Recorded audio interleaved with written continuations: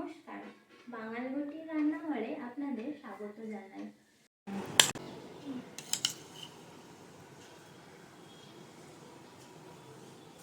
এটা সত্যি কাঁঠালের বীজ দিয়ে তৈরি? হ্যাঁ, কেমন লাগলো? আমি বুঝতেই পারছি না এটা কাঁঠালের বীজ। দারুণ দারুণ হয়েছে। হ্যাঁ, সেদিন ঠিক এইরকমই ছিল রিভিউটা। যখন কাঁঠালের বীজগুলো দিয়ে কি রান্না করব ভাবতে ভাবতে এই রেসিপিটা ট্রাই করলাম, তো আপনারাও দেখে নিন।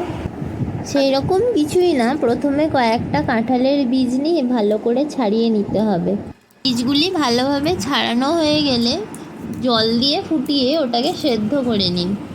যখন ফোটাবেন তখন 1 চামচ মতো নুন অ্যাড করে দেবেন, এতে তাড়াতাড়ি সেদ্ধ হবে। বীজগুলো ভালো করে সেদ্ধ হয়ে গেলে জল ঝরিয়ে তুলে নিলাম। বীজগুলো সেদ্ধ হতে দিয়ে আমি বাকি মশলাটা জোগাড় করে রেখেছিলাম।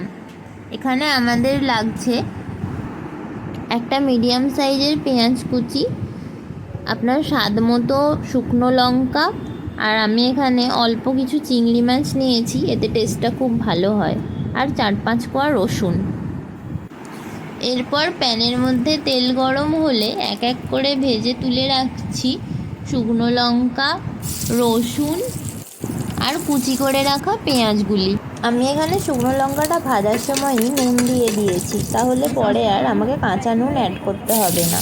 সমস্ত কিছু একে একে ভালোভাবে ভাজা হয়ে গেলে কাঁঠালের বীজগুলো খুব ভালোভাবে ম্যাশ করে নিতে হবে। আমি এখানে শিলে বেটে নিয়েছি, আপনারা চাইলে হাত দিয়েও ম্যাশ করে নিতে পারেন। তারপর একে একে বেটে নিতে হবে ভেজে রাখা শুকনো লঙ্কা, রসুন, পেঁয়াজ ও চিংড়ি মাছ। আপনারা চাইলে এটা মিক্সিতেও বাটতে পারেন, তবে মিক্সিতে খাটনি কম হলেও টেস্ট কিন্তু শিলনোড়াতেই সবথেকে বেশি ভালো হয়। তারপর একটা পাত্রের মধ্যে সমস্ত উপকরণ নিয়ে ওপর থেকে ধনেপাতা ছড়িয়ে ভালো করে মেখে নিলেই তৈরি কাঁঠালের বীজ ভর্তা।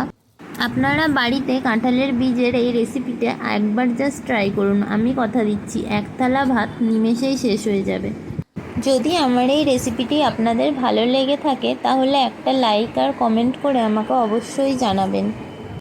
আর নিত্য নতুন রেসিপি পেতে আমার এই পেজটাকে ফলো করে পাশে থাকবেন।